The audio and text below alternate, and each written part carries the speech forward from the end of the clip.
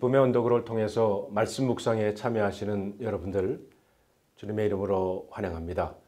오늘 4월 20일 우리들에게 주시는 하나님의 말씀은 느헤미야 8장 1절로 6절에 있는 말씀입니다. 이스라엘 자손이 자기들의 성읍에 거주하였더니 일곱째 달에 이르러 모든 백성이 일제히 수문 앞 광장에 모여 학사 에스라에게 여호와께서 이스라엘에게 명하신 모세의 율법책을 가져오기를 청하매 일곱째 달 초하루에 제사장 에스라가 율법책을 가지고 회중 앞 곧 남자나 여자나 알아들을 만한 모든 사람 앞에 이르러 수문 앞 광장에서 새벽부터 정오까지 남자나 여자나 알아들을 만한 모든 사람 앞에서 읽음에 뭇 백성이 그 율법책에 귀를 기울였는데 그때의 학사 에스라가 특별히 지은 나무 강단에 서고 그의 곁 오른쪽에 선 자는 마띠디아와 스마와 아나야와 우리야와 힐기야와 마아세야요 그의 왼쪽에 선 자는 부다야와 미사엘과 말기야와 하숨과 하스바다나와 스가랴와 무슬람이라. 에스라가 모든 백성 위에 서서 그들 목적에 책을 펴니 책을 펼 때에 모든 백성이 일어서니라. 에스라가 위대한 하나님 여호와를 송축하매 모든 백성이 손을 들고 아멘 아멘 하고 응답하고 몸을 굽혀 얼굴을 땅에 대고 여호와께 경배하니라. 오늘 여러분과 저에게 주시는 하나님의 말씀입니다. 기도하겠습니다. 하나님, 새로운 날을 저희들에게 열어주시니 감사를 드립니다. 오늘 느헤미야서를 묵상하면서 성령님 우리의 마음과 생각을 주장해 주시고 오늘 이 말씀 속에서 우리 모두가 함께 주님의 음성을 듣는 이 시간 되게 하여 주시옵소서. 우리 주 예수 그리스도의 이름으로 간절히 기도하옵나이다. 아멘. 우리들은 느헤미야서를 크게 두 부분으로 나눌 수가 있습니다. 1장에서 6장까지의 주역은 정치인이었던 예루살렘의 총독이었던 느헤미야로 예루살렘 성과 성벽의 재건 이야기가 나오고요. 그리고 7장부터 13장까지의 주역은 종교인 에스라를 통해 영적 공동체의 재건 스토리가 나오고 있습니다. 자, 그러면 에스라는 누구입니까?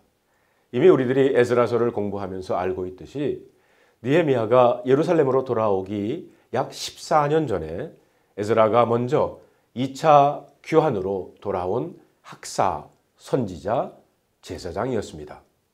자, 그러면 어떻게 영적 부흥이 일어났는지를 오늘 본문을 통해서 함께 보기를 원합니다. 1절의 말씀을 보면 이스라엘 자손이 자기들의 성읍에 거주하였더니 일곱째 달에 이르러 모든 백성이 일제히 수문 앞 광장 앞에 모여 학사 에스라에게 여호와께서 이스라엘에게 명령하신 모세의 율법책을 가져오기를 청했다라고 했습니다.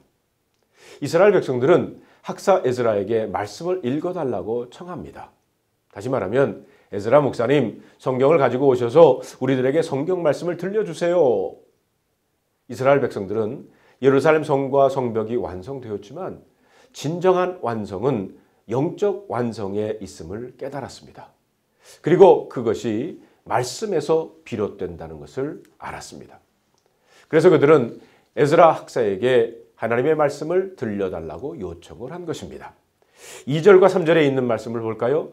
일곱째 달 초하루에 제사장 에스라가 율법책을 가지고 회중 앞에 곧 남자와 여자나 알아들을 만한 모든 사람 앞에 이르러 수문 앞 광장에서 새벽부터 정오까지 남자나 여자나 알아들을 만한 모든 사람 앞에서 읽음에 뭇 백성이 그 율법책에 귀를 기울였다고 했습니다. 남녀 모두가 광장에 모여 말씀을 들었는데 새벽부터 정오까지 약 6시간 동안 말씀을 들었다는 겁니다. 요즘 팬데믹으로 인해서 온라인 예배를 드리면서 말씀을 더욱더 잘 전하고자 우리 목회자들은 여러 영상 매체를 사용하고 있습니다. 스크린에 변화를 주기 위해서 말씀 본문을 스크린 아래에 보여주기도 하는 것은 물론이고요. 동영상을 사용하기도 하고 귀로 듣는 것은 금방 잊어버리기에 더욱 집중할 수 있도록 눈으로 볼 수 있고 오래 남을 수 있도록 스크린을 많이 사용합니다. 그런데 에스라는 6시간 동안 다른 것 없이 말씀만 선포한 것입니다. 말씀을 전하는 입장에서 6시간이란 장시간이 대단하기도 하지만 듣는 백성들의 입장에서는 정말 놀라운 것입니다. 말씀을 사모하는 그들의 모습을 볼 수가 있습니다. 그런데 더욱 놀라운 것은 5절에 보니까 에스라가 모든 백성 위에 서서 그들 목전에 책을 펴니 책을 펼 때에 모든 백성이 일어섰다고 그랬어요. 백성들이 6시간 동안 일어서서 말씀을 들었다는 겁니다. 우리들은 그 사람의 인격 혹은 메시지에 대하여 경의를 표할 때 일어섭니다. 6절에 보면 에스라가 위대한 하나님 여호와를 송축하며 모든 백성이 손을 들고 아멘 아멘 하고 응답하고 몸을 굽혀 얼굴을 땅에 대고 여호와께 경배했다고 그랬어요. 전능하고 거룩하신 하나님을 찬양하며 모든 백성이 손을 들고 아멘으로 응답했다는 겁니다. 그들은 말씀에 공감했을 때 아멘, 옳습니다 반응하면서 말씀을 베푸시는 하나님 앞에 나오는 모습을 보게 됩니다. 온라인 예배의 어려움 중에 하나는 현장에서 예배드리는 교인들이 없기에 말씀을 전하거나 찬양을 하고 기도를 드릴 때 아멘으로 응답하는 교인들이 없다는 겁니다. 아니 있겠죠. 그러나 볼 수가 없다는 거죠. 이번 팬데믹으로 인해 1년이 넘도록 온라인 예배를 드리면서 예배를 인도하는 목사로서 현장에서 교인들과 함께 예배드리고 소통했던 그 시절이 얼마나 소중한 것을 절실히 깨닫게 됩니다. 말씀을 들은 이스라엘 백성들은 아멘으로만 응답한 것이 아니었습니다. 8절에 보니까 하나님의 율법책을 낭독하고 그 뜻을 해석하여 백성들에게 그 낭독한 것을 다 깨닫게 했다고 그랬어요.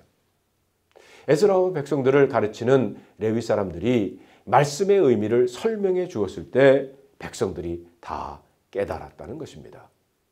9절에 보면 백성이 율법의 말씀을 듣고 다 우는지라 총독 느헤미야와 제사장 겸 학사 에스라와 백성을 가르치는 레위 사람들이 모든 백성에게 이르기를 오늘은 너희 하나님 여호와의 성일이니 슬퍼하지 말며 울지 말라고 합니다.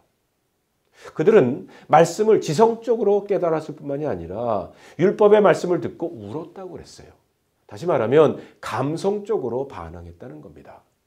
하나님의 말씀을 깨닫고 나니 그동안 말씀대로 살지 못한 자신을 바라보며 울기 시작한 것입니다. 12절에 보면 모든 백성이 곧 가서 먹고 마시며 나누어 주고 크게 즐거워하니 이는 그들이 그 읽어 들려준 말을 밝히 알미라. 말씀으로 받은 은혜가 너무 충만하여 함께 먹고 마시면서 서로 나누어 주고 크게 즐거워했다고 그랬습니다.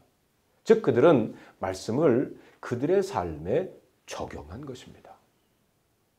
영적 공동체의 회복과 부흥은 말씀으로 돌아오는 것에서부터 시작이 됩니다. 마틴 루터의 1차 종교개혁이 말씀의 회복이었다면 2차 종교개혁도 말씀의 회복에서 시작되어야 된다고 믿습니다. 오늘 본문에서 말씀의 회복의 방법도 알려주고 있습니다.